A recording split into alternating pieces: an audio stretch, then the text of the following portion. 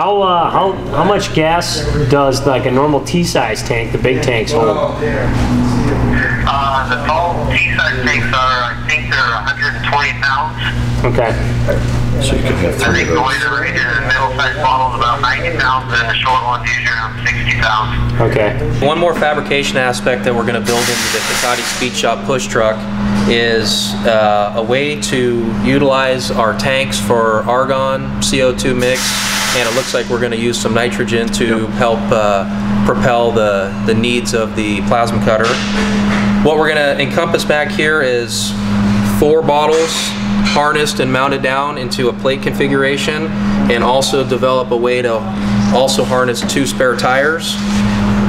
And it's going to take a combination of some plate material and some tubing that we're going to bend up tomorrow, along with some plasma cutting that Steve's going to do to help erect this whole contraption, and it'll be one removable cartridge out of the pickup bed.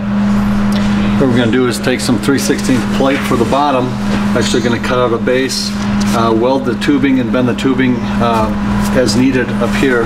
We're also going to create out of some 3/16. We'll be cutting it with plasma, a way to lay these bottles down, as well using some tube cut in half as a cradle. And we'll be cutting this all out with plasma, and then we'll be able to weld that down.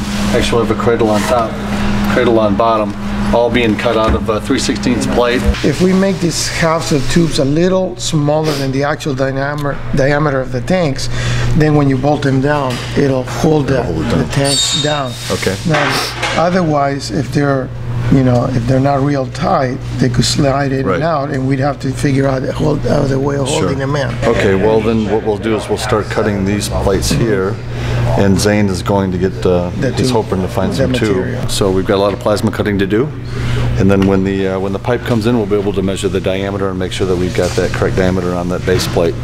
So we're going to get at it this morning.